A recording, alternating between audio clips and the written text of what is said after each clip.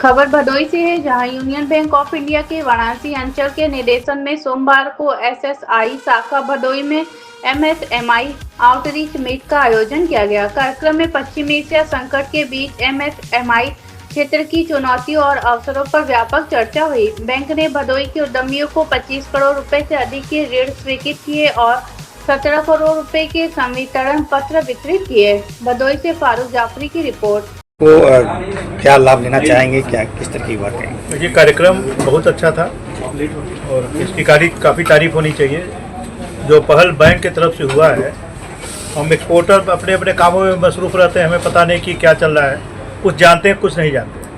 तो आज काफ़ी इन्फॉर्मेशन बैंक की तरफ से हम लोग को दिया गया है और मेरे ख्याल से ये बहुत ही लाभदायक है हमारे लिए।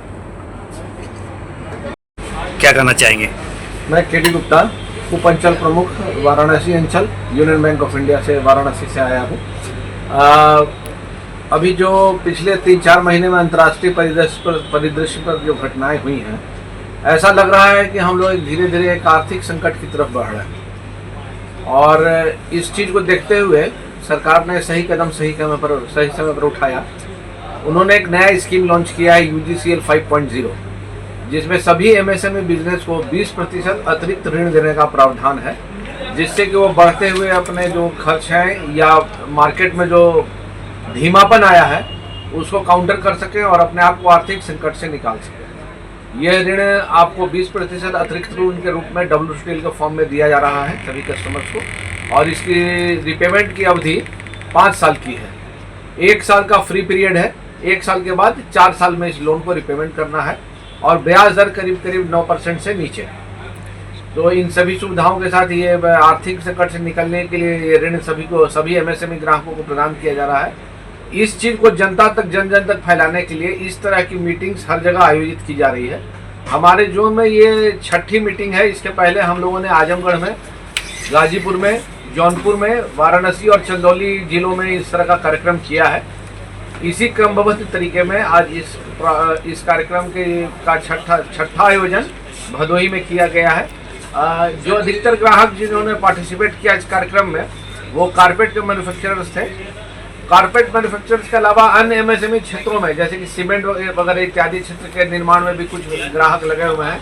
उन्होंने भी ये फंक्शन अटेंड किया, इस ऋण के बारे में जानकारी प्रदान की।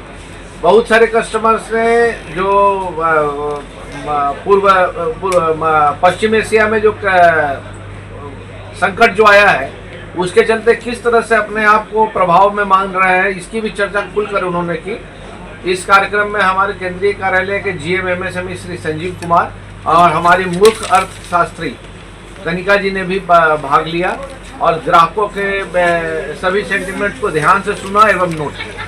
सर, यहाँ पर जिस तरीके से यहाँ के जो निर्यातक थे अपनी परेशानी को रख रहे थे, तो उसमें क्या हो सकता है सर? क्या कहना चाहेंगे उनको, क्या आश्वासन अभी तो फिलहाल गवर्नमेंट का इमीडिएट मेजर है कि UGCL 5.0 के तहत 20% अतिरिक्त ऋण प्रावधान किया गया है। सभी कस्टमर्स को इसके बारे में बताया गया है और उम्मीद करते हैं कि काफ़ी कस्टमर्स ने यहाँ पर सैंक्शन लेटर प्राप्त भी किया। जिन लोगों ने इस सुविधाओं को लिया है अब उनको ऋण वितरित किया जाएगा। जिन लोगों ने अभी तक ऋण नहीं लिया है उन लोगों को सेंसिटाइज किया जाएगा कि जल्द से जल्द वो इस ऋण को प्राप्त करें और अपने बिजनेस को सुचारू रूप से चलाएं और दिन दुगुनी रात चौगुनी प्रगति करें। Thank you sir. उसमें कुछ प्रकाश बिंदु हम डालेंगे।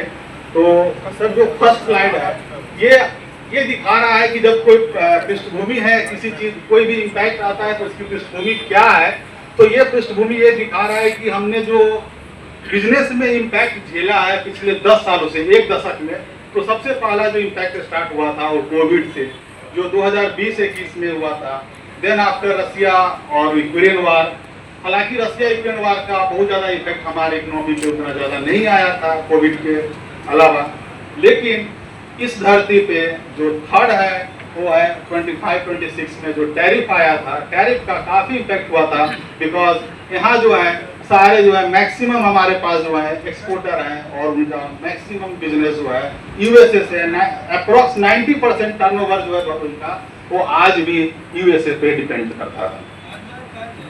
देन आफ्टर ये जो है अभी वेस्ट एशिया जो है कॉन्फ्लिक्ट हुआ, उस कॉन्फ्लिक्ट का जो सबसे इम्पोर्टेंट जो घटना घटी। हॉर्मुज जो है, जो हमारा बाईपास था, हॉर्मुज पे जो है आप लोग सब लोग जान रहे हैं, उस घटना के बाद हॉर्मुज से जो है आवागमन बिल्कुल जो है बाधित हो गया। कुछ दिनों तक तो आवागमन बिल्कुल नहीं हुआ, महीनों तक। अब आप ये सोच सकते हैं कि जहां से आपका 72% क्रूड ऑयल आता हो और वह रास्ता बंद हो गया हो, तो आपके जो है रिजर्व पे क्या असर पड़ता होगा। एक इतना बड़ा आबादी वाला देश, विश्व का सबसे बड़ा आबादी वाला देश, जो कृषि में अभी 3rd स्थान रखता है, और उस देश में यदि जो पेट्रोलियम है, जो ब्लड के रूप में है, और वो आना बंद हो गया हो, तो उसकी इकोनॉमी पे उसकी क्या असर आएगी। ये बिल्कुल जाहिर सी है, सोचने से ही जो है शरीर में सिहरन सा आ जाता है। इसके कारण जो है हमारा इकोनॉमी जो है और जीडीपी, दो सेक्टर इम्पैक्टेड हो चुका है। एंड जो जीडीपी ग्रोथ है उस पे अचानक से आप जब देखते होंगे चलती हुई ट्रेन में वैक्यूम लगता है, जस्ट लाइक एक वैक्यूम लगा है। जीडीपी जो है साथ जो हमारा बढ़ रहा था, जो हम आपके एसेट को भी प्रोटेक्ट करेंगे। जैसे हमारे डिफरेंट इंश्योरेंस चैनल पार्टनर हैं, चोला हुआ, बजाज अलायंस हुआ, ये सब एज लो से 200-300 पर पूरे साल के लिए पर लाख का इंश्योरेंस प्रोवाइड कर रहे हैं। इससे अगर आपका बैकअप रेडी रहता है, इनकेस गॉड फॉरबिड कुछ हुआ तो हमारे लिए एटलीस्ट बैकअप है। और एज ए चैनल पार्टनर हम भी सपोर्ट करेंगे कि कुछ भी दिक्कत हुई तो हम उसको सपोर्ट करेंगे। तो इस तरह से हम एसेट प्रोटेक्शन भी करेंगे। तीसरा, vendor and supply chain management. जैसे हमारे पास 18 OEM के साथ MOU है, उसमें हम क्या कर सकते हैं कि जैसे कोई इनवॉइस अपलोड करता है, हम उसको फिनांस कर सकते हैं, तो उनके पास इजी क्रेडिट रहेगा, इजी एक्सेस ऑफ क्रेडिट रहेगा। सो आपका वर्किंग कैपिटल प्रोटेक्टेड रहेगा और आप उस वर्किंग कैपिटल को अच्छे जगह पे मोर प्रोडक्टिव वे में यूज कर सकते हैं। नेक्स्ट है सर कैश मैनेजमेंट सर्विसेज। ये मोस्ट इंपॉर्टेंट है, क्योंकि कैश मनी अमाउंट का फ्लो अगर मेंटेन रहे हमेशा, तभी हमारा बिजनेस प्रॉपर चलेगा। हमारा एक्सपीरियंस लास्ट 30 ईयर्स का है सर इस बिजनेस में, कैश मैनेजमेंट सर्विसेज में। Around 1000 MSME customers, hospitals, temple, government institution, सबको हम सर्विस प्रोवाइड कर रहे हैं। तो पहले अभी क्या होता था कि हम मैन्युअली बहुत सारा फॉलोअप कर रहे हैं। As you have already gone through, आपने देखा होगा कि अभी हम पैन इंडिया ये डिस्कशन कर रहे थे कि MSME मीट में अभी आज की डेट में जो प्रेजेंट सिनेरियो है, उस सिनेरियो में क्या क्या चिंताएं हैं, उस चिंता पर डिस्कशन था। ये हमारे MD सर का एक व्यू था, आप लोगों को कनेक्ट करने का, आप लोगों से जानने का कि फील्ड में जो रूट लेवल पे क्या परेशानियां हैं, उसको हम एक बार जाने और उस जानकारी के हिसाब से कोई ना कोई प्रोडक्ट लेके आए। ये हमारा जो डिस्कशन है not only confined to one unilateral discussion, ये सिर्फ मेरी तरफ से अकेले की तरफ से नहीं होगा। जो क्वेश्चनर आपको दिया गया है, मेन पर्पस आपकी जानकारियों को अपने बैंक के टॉप मैनेजमेंट तक पहुंचाना है, ताकि MSME के लिए हम अच्छे प्रोडक्ट के साथ या गवर्नमेंट की जो स्कीम्स है, जैसे ECLGS 5 जो अभी रिसेंट स्कीम लॉन्च हुई है, looking at the waste area crisis को देखते हुए कि वेस्ट एशिया क्राइसिस के तहत हमारा जो टोटल जो कैश फ्लो है वो मिसमैच होने लगी है। मानना है कि इसमें एनर्जी क्राइसिस हुआ, पेट्रोल की क्राइसिस हुआ, या हमारा जो सप्लाई चेन है वो डिस्टर्ब हुआ, जिससे कॉस्ट काफ़ी एस्केलेट कर गए हैं। और इसका इम्पैक्ट कैसे, या तो आप पासन करेंगे अपने कस्टमर्स पे, जो कि इतना ईजी नहीं है कर पाना, तो कहीं ना कहीं उस कॉस्ट को कौन बियर कर रहा है, आप बियर कर रहे हैं या कुछ पोर्शन कस्टमर पर शिफ्ट कर रहे हैं। तो ये सारी जानकारियों को कलेक्ट करके टॉप मैनेजमेंट को हम पहुंचाएंगे, ताकि बैंक किसी और भी एक डेडिकेटेड प्रोडक्ट के साथ आए, आपकी वर्किंग कैपिटल साइकिल को रीअसेस करें, इलॉन्गेटेड फंडिंग की व्यवस्था कर सके। ये सारे पर्पस है जिस पर्पस से हम ये मीट कर रहे हैं। तो मेनली हमारा डिस्कशन ऑलरेडी आप लोगों ने पैन इंडिया की जो डिस्कशन थी, कस्टमर की चिंताओं का आपने देखा होगा, और कुछ एक क्वेश्चनर जो हमारे पास है, जो आप लोगों को ऑलरेडी दिया हुआ है। तो मैं थोड़ा सा इस सेशन को इंटरेक्टिव बनाना चाहूँगा, उसके बाद जल्दी 2-4 क्वेश्चंस कंप्लीट करते हुए कि आपके प्रॉफिट मार्जिन पर थोड़ा सा प्लीज कोई माइक की सेवाएं दे सकते हैं तो प्लीज दीजिएगा। माइक से या सप्लाई चेन डिस्टर्बेंस जो है, इससे आपके प्रॉफिट मार्जिन पे क्या अंतर आया? कोई भी बोल सकता है। हेलो, देखिए सबसे बड़ा तो अभी फर्क आया है कि फुल जो मटेरियल आता है जी, उसमें बहुत बड़ा तेजी से बदलाव आया है, प्राइसेस काफ़ी तेजी से बढ़ गए। इंपोर्ट ऑफ फूल के जो कंटेनर्स में जो प्राइसेस आ रहे थे, उसमें बहुत तेजी से बढ़ोतरी हुई है। तो अभी तो जो बेस रहा मटेरियल है कारपेट का, उसी में काफ़ी तेज़ी से बदलाव आया है। बाकी ट्रांसपोर्टेशन और वो अभी तो पीछे की तरफ है। तो अभी सबसे बड़ा जो इम्पैक्ट है मटेरियल का, जो बेस मटेरियल है कारपेट इंडस्ट्री का, उसमें भी बहुत ज़्यादा इफेक्ट है। न्यूजीलैंड वुल ऑलमोस्ट डबल हो गया है। जी, अब big round of applause sir आपके लिए। आपने बहुत अच्छा रिप्लाई हमें दिया, हमें इसको समझने का मौका मिला। ऑफ कॉस्ट एस्केलेशन, आप अपने बिजनेस में किस क्वांटम का कॉस्ट एस्केलेशन फील कर रहे हैं? जैसा इसमें ऑप्शन दिया हुआ है कि लेस देन 5%, 5 to 10%, 10 to 20% और मोर देन 20%। तो कोई भी any one of you please, आप इस क्राइसिस से अपने बिजनेस में क्या कॉस्टिंग एक्स्ट्रा फील कर रहे हैं? Any one of you please. 5 to 10%। Thank you sir, thank you. Round of applause for sir. Similarly pricing power, अगर प्राइसिंग पावर या पासिंग ऑन ऑफ कॉस्ट, क्या आप ये कॉस्ट सिग्निफिकेंटली अपने कस्टमर पे पास ऑन कर पा रहे हैं या नहीं कर पा रहे हैं? कोई भी व्यक्ति इसको प्लीज हमें बता सकता है। बहुत ही टफ है, मैं समझ सकता हूँ इस चीज के लिए। तो ये मार्केट जो एक्सपोर्ट की है जी एक्सपोर्टर्स अपनी प्राइस हाइक को 5% कर पा रहे हैं सर। जी कुल मिलाकर के या तो एक स्टॉकिंग की पोजीशन आ जाएगी, यहाँ पे इम्पोर्टर हो सकता है, एक्सपोर्टर जो है वो या तो परचेज करना बंद कर देगा, धंधे में थोड़ा सा कट डाउन करेगा, कुछ ऐसा पोजीशन आने वाला है क्योंकि वो प्राइस उतनी बेयर नहीं कर सकता है जी, तो ट्रांसफर नहीं कर पा रहा है। Thank you Dubey sir, thank you for you. So अगला जो हमारा क्वेश्चन है वो ये है, फ्यूल, एनर्जी और लॉजिस्टिक्स के जो कॉस्ट में एस्केलेशन हुआ उससे आपके बिजनेस पे क्या इम्पैक्ट आया? Anyone from the gathering, anyone, कोई भी प्लीज अपना कमेंट ऑफर करें। एक्चुअली यही पॉइंट्स हैं जिन्हें हमें अपने मैनेजमेंट तक पहुंचाना है।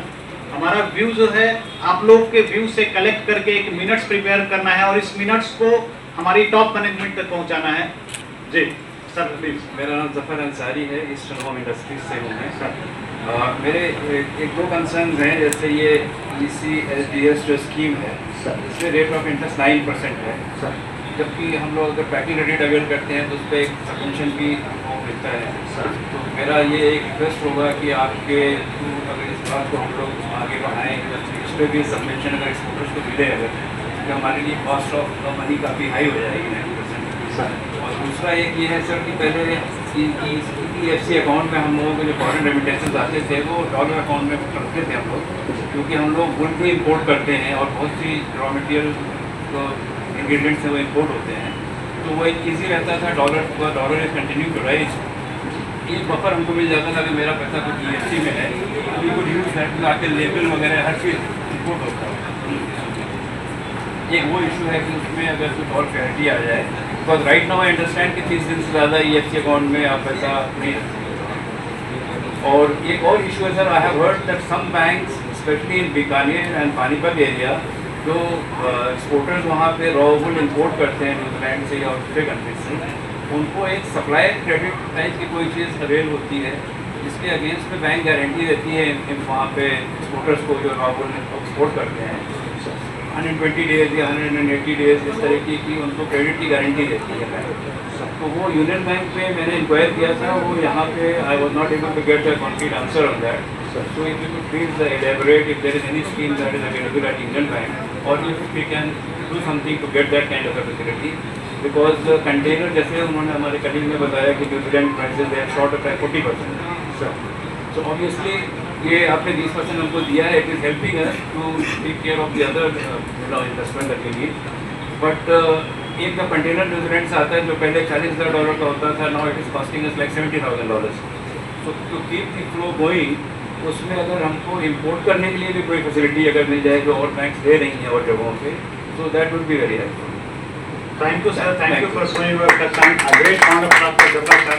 सर ने बहुत अच्छी बात रखी और डेफिनेटली हमारी टीम इस आपके जो भाव है, आपके जो प्लानिंग आपने जो भी हमें अपना कंसर्न जाहिर किया सर, वो डेफिनेटली हमारी टीम नोट कर रही है और हम आपके कंसर्न को टॉप मैनेजमेंट तक पहुंचाएंगे, जो कि इस मीटिंग का बेसिक उद्देश्य था। अब मैं बिना ज़्यादा समय लिए हुए आगे अंतरा को फिर से कॉल करना चाहूँगा कि प्लीज़ आगे की प्रक्रिया को आगे बढ़ाएं। Thank you so much sir, thank you to each one of you, thank you. तालियां हो जाए नीरज सर के लिए प्लीज।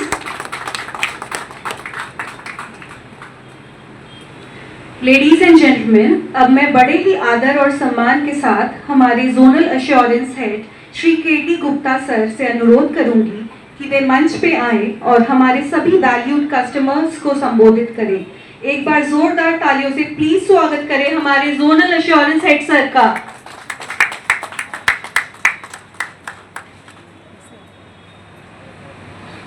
आए हुए सभी परम आदरणीय तालियों से आप सभी का स्वागत है।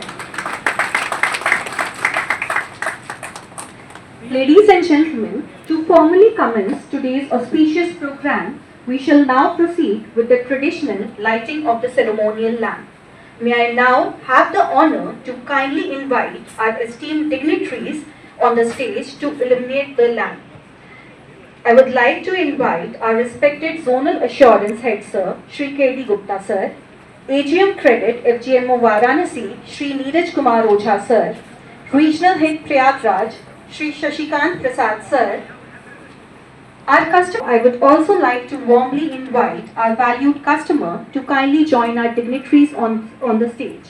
I would like to Gyanpur Shri Amit Kumar Gupta Sir. I would like to invite our UMFP head Shri Shailesh Sir to join the lighting ceremony.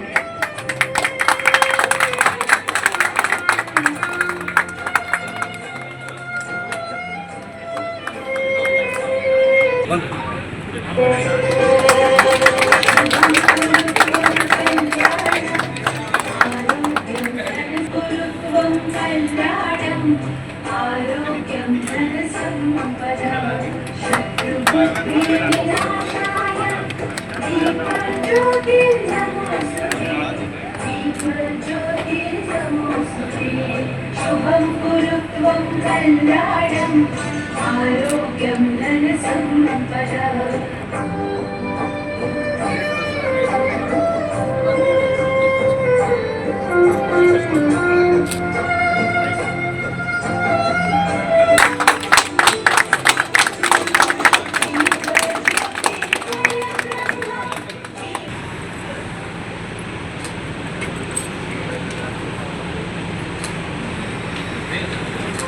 Thank you, sir.